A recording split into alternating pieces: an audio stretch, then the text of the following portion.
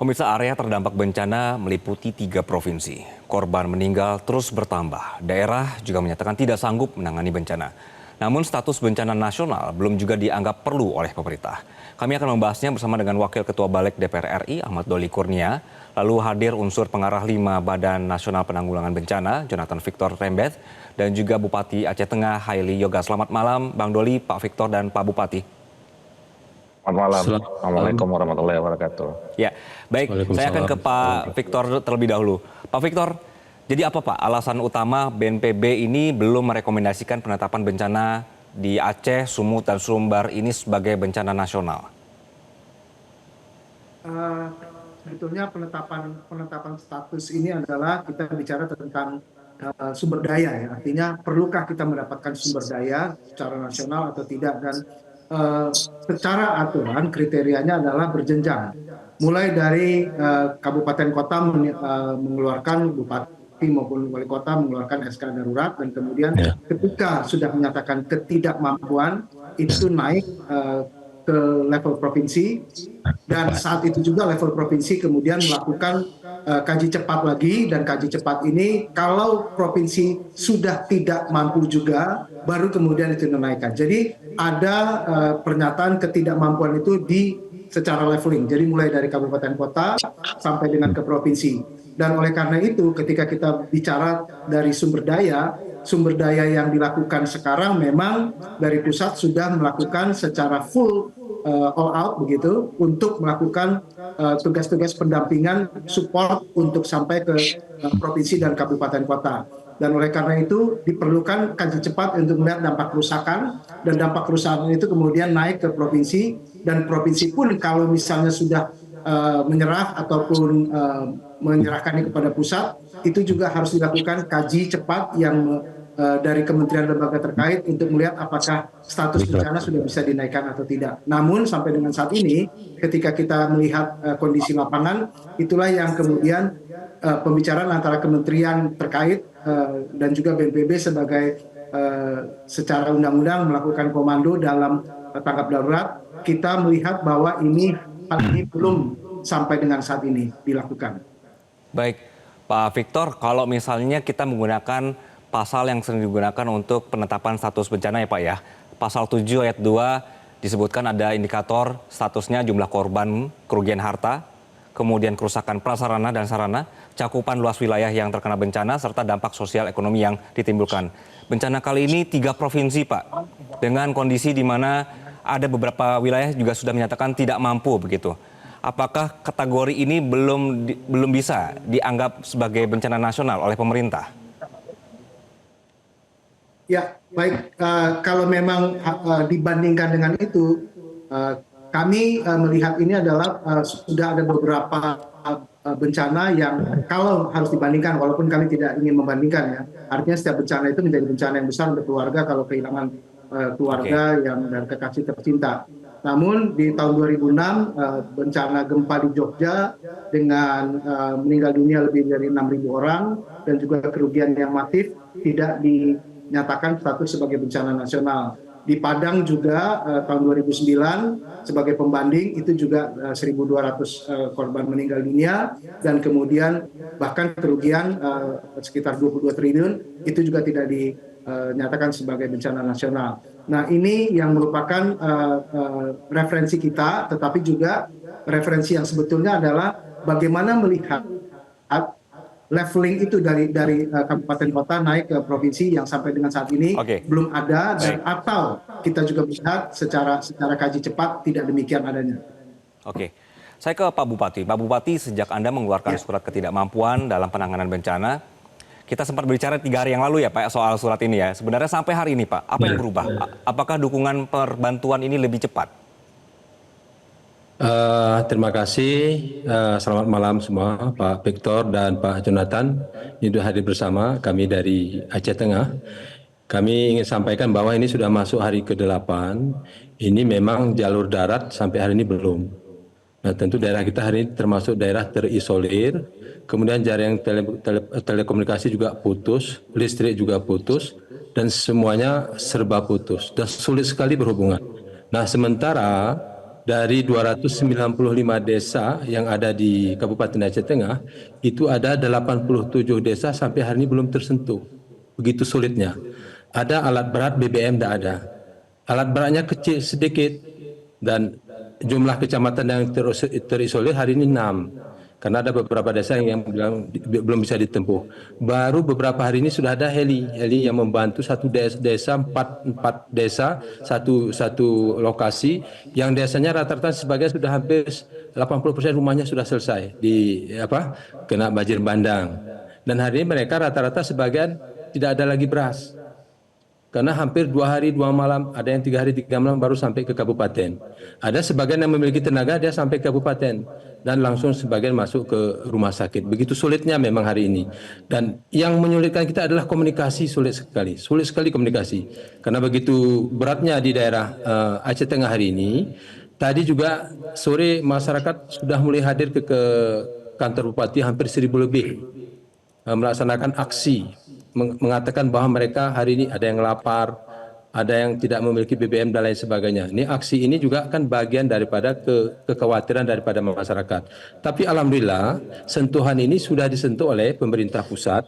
Terima kasih Bapak Presiden yang cepat memberikan bantuan sehingga kepanikan ini dirasakan oleh masyarakat bahwa pemerintah pusat pun sudah mulai hadir. Dan ini yang kita kampanyekan bahwa semuanya harus sabar karena ini musibah.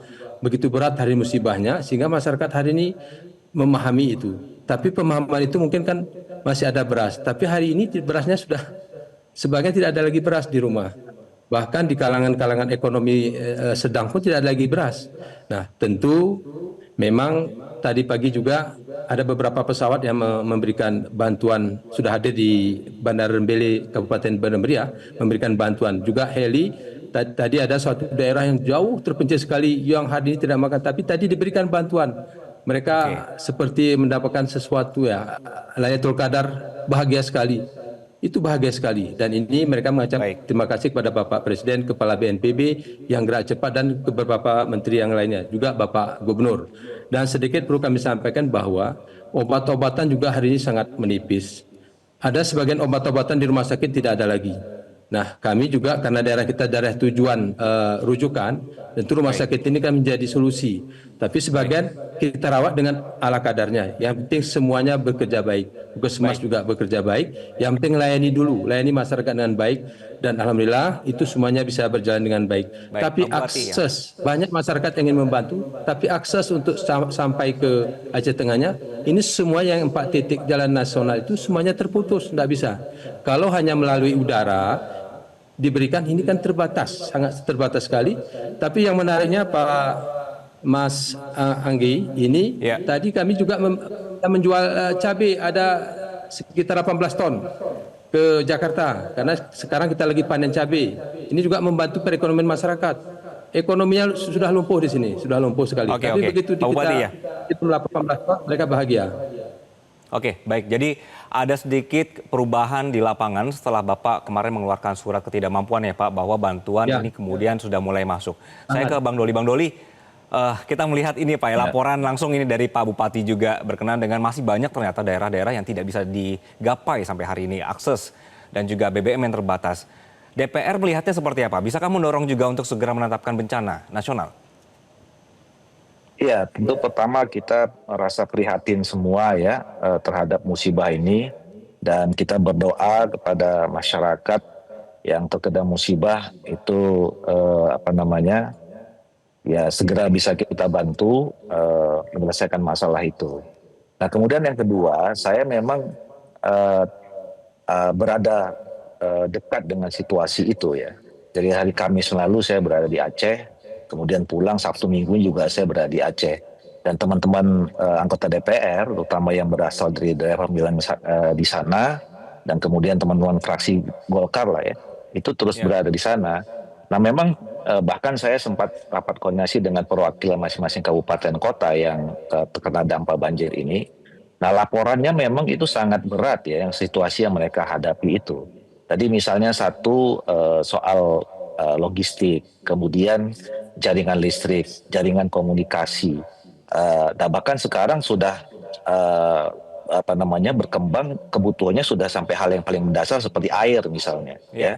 Nah, dan itu semuanya tidak bisa masuk karena memang aksesnya terputus gitu. Nah, oleh karena itu sebetulnya tentu kita berterima kasih juga kepada Pak Presiden yang begitu cepat hadir di 3 provinsi itu dan kemudian memberikan bantuan. Saya kira itu juga satu langkah yang Ya, kita perlu apresiasi dan semuanya juga pasti merasakan seperti yang disampaikan oleh Pak Bupati tadi. Tetapi saya kira ke depan itu perlu ada upaya atau effort yang lebih besar lagi. Karena situasinya memang tidak bisa lagi diatasi oleh masing-masing daerah itu ya. Apalagi oke. kalau kemudian tadi Bupati beberapa yang lain juga sudah menyampaikan ketidaksanggupannya. Nah makanya waktu itu saya juga sempat mengatakan sebaiknya perlu dipertimbangkan untuk diangkat statusnya menjadi daerah bencana nasional. Oke, Supaya Bang Doli, apa? ya. Supaya bantuan effortnya tambah besar. Kan tentu untuk menembus jalan, kemudian memberikan akses bantuan logistik segala macam itu, ya mungkin alat-alat yang dimiliki oleh tingkat kabupaten kota dan provinsi itu tidak cukup gitu. Terus Oke. kemudian Ya. tenaga-tenaganya kan mungkin kalau dibantu oleh secara intensif dan kemudian ditetapkan sebagai status bencana nasional, tenaga-tenaga pembantuan dari nasional itu kan mungkin lebih bertenaga lah katakan begitu ya. Bang Doli, Sehingga jadi memang ada upaya yang kemudian bisa jadi lebih besar begitu ya Bang ya dengan kemudian perubahan status tadi. Tapi nanti kita akan lanjutkan Bang Doli, Pak Bupati dan juga Pak Victor setelah jeda iklan dan pemirsa tetaplah bersama kami. Kami lanjutkan diskusi malam hari ini pemirsa. Langsung saja saya akan ke Pak Victor. Pak Victor tadi sudah mendengarkan sendiri. Untuk BBM saja ini sulit sekali dicari begitu. Ini untuk wilayah yang kemudian sudah ada akses ya Pak. Ini masih banyak daerah-daerah yang kemudian aksesnya juga belum ada nih sampai sekarang. Jadi pertanyaannya Pak, apakah memang harus seperti apa lagi kondisinya sehingga kemudian baru bisa disebutkan ini adalah bencana nasional Pak? Ya, baik, terima kasih. Kami mendengar dan sudah tentu prihatin dalam setiap kejadian bencana yang kami lakukan tanggap darurat, dimanapun di Indonesia pasti ada kepanikan, dan kepanikan itu menimbulkan psikologi warga yang pasti seperti yang tadi dikatakan oleh para penyintas yang sudah menyatakan kegelisahan hati mereka perihal ketiadaan BBM, dan masih banyak lagi yang lain. Kami mendengar juga dari Bupati Aceh Tengah turut prihatin Pak ketika warga sudah 1000-an sampai ke kantor Bupati. Tetapi ini adalah kondisi yang saya tidak ingin mengatakan wajar, tetapi yang biasa kami rasakan dan bersama dengan warga ikut prihatin, dan sudah tentu upaya-upaya penanggulangannya kita melakukan yang terbaik. Sekarang semuanya mobilisasi sumber daya sudah dilakukan dan kemudian akses juga sudah diusahakan. Kemarin kita sudah melihat mungkin dalam 1-2 hari ini ke daerah-daerah yang masih terisolir kita berusaha untuk melakukan yang terbaik, dan bantuan dari pemerintah pusat bukan hanya BNPB tetapi Kementerian Dalam Negeri dari segi penganggaran, lalu kemudian dari segi kesehatan tadi Pak Bupati Aceh Tengah mengatakan itu ada dari Kemenkes dan kemudian dari berbagai pihak yang lain. Oleh karena itu ketika kita melihat kembali tadi pertanyaan Mas Anggi, apakah masih dibiarkan? Mari kita kembali kepada aturan berjenjang. Kalau misalnya 3 bupati itu sudah mengatakan tidak mampu, keberjenjangan dalam penetapan status itu adalah tiga bupati ini naik ke provinsi, dan kita sudah mendengar bahwa ada SK dari masing-masing gubernur tentang tanggap darurat.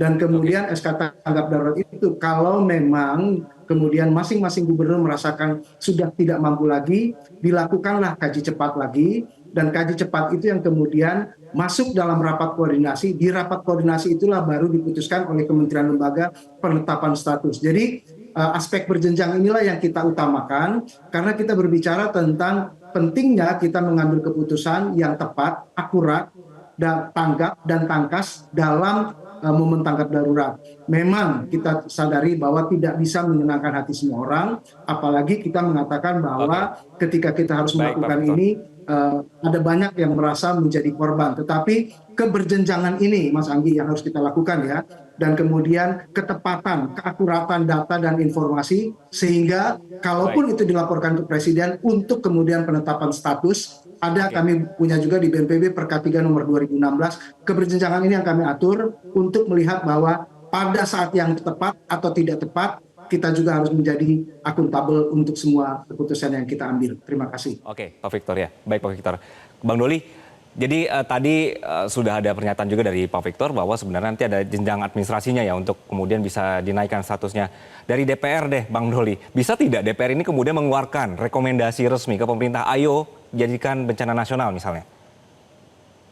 Ya, tentu kita sebagai melakukan fungsi pengawasan ya, menyampaikan situasi yang kita ketahui, yang kita hadapi, dan kemudian menyampaikan rekomendasi gitu.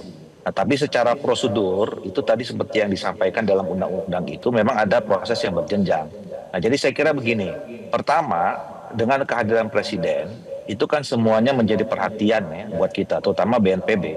Jadi saya kira walaupun memang sampai saat ini belum dinyatakan sebagai daerah status bencana nasional, tapi kan BNPB dan semua potensi kelembagaan yang terkait ini semua juga sudah bekerja. Nah, kita tinggal lihat ya progresnya seperti apa. Kalau kemudian dari hari ke hari itu semakin membaik ya, dan kemudian misalnya logistik tersampaikan. Karena begini, kita sekarang, saya besok mau ke sana ya, ke Sumatera Utara. Nah, kita mau memberikan bantuan. Nah, sekarang jadi stok bantuan aja pun udah susah. Iya, Gitu betul. ya. Itu kota seperti kota Medan aja udah kita mau susah cari bahan-bahan logistik itu. Nah, kalau kemudian dari ke hari situasinya tidak kunjung lebih baik dibandingkan hari-hari sebelumnya. Nah, saya kira tinggal lanjutkan saja 3 bupati ini cepat ya. Saya kira gubernur lah ya, gubernur-gubernur yang Terdampak ya. terkena bencana ini langsung mengambil inisiatif saja mengikuti proses prosedur yang diatur dalam undang-undang. Oke, Tapi ukurannya sekali lagi adalah apakah setiap hari ini kita tambah baik atau tidak. Nah, kalau tidak makin sulit, saya kira segera saja dilakukan Oke, Bang Doli, rekomendasi. ya, saya menangkap usulan dari Bang Doli. Jadi 3 gubernur ini langsung saja berembuk begitu ya untuk kemudian memberikan rekomendasi berkenan dengan untuk statusnya dinaikkan gitu. Berkoordinasi dengan bupati-bupati di kabupaten yang terkena bencana itu. Baik, Pak Bupati, saya ke Pak Bupati. Pak Bupati, jadi kalau untuk saat ini harapan Bapak bagaimana Pak? Karena kondisinya ya memang menggunakan alat yang seadanya jadinya dengan kondisi bahwa sudah ada beberapa hal prioritas dari pusat untuk beberapa provinsi ini. Harapan Anda bagaimana? Terima kasih. Tentu harapan kami salah satu solusi yang terbaik adalah ini terkait tentang jalur darat yang harus segera disiapkan. Kalaupun nanti status nasional, provinsi, yang penting hari ini adalah aksesnya dulu. Aksesnya yang penting, insya Allah nanti kalau sudah aksesnya, tentu nanti semuanya terurai. Yang terpenting hari ini adalah keadaan di daerah kita ini di 87 desa terpencil yang terisolir ini yang belum semuanya tersentuh. Yang kemudian mungkin kami bisa melalui Pak Victor ya, mungkin terkait tentang mungkin ada mungkin satu heli dapat standby di daerah kita untuk mengantar ke beberapa titik daerah yang tidak bisa tidak bisa dilalui, terjangkau dengan darat. Ini tidak bisa di 80 titik. Kalau itu saya pikir perubahan masyarakat merasakan bahwa pemerintah itu sudah cepat tanggap karena beberapa tempat ini nasi pun tidak ada lagi. Baik. Jadi Pak Bupati sangat berharap kepada pusat ada satu heli begitu ya Pak, jalur udara untuk membantu distribusi logistik. Kemudian tadi dari Bang Doli juga menyatakan berembuk nanti 3 kepala daerah ini supaya bisa membicarakan situasinya. Dan Pak Victor juga tadi sudah memberikan rekomendasi berkenan dengan prosedurnya begitu ya. Bapak-bapak terima kasih atas penjelasannya di malam hari ini. Selamat malam. Selamat. Jelajahi cara baru mendapatkan informasi. Download Metro TV Extend sekarang.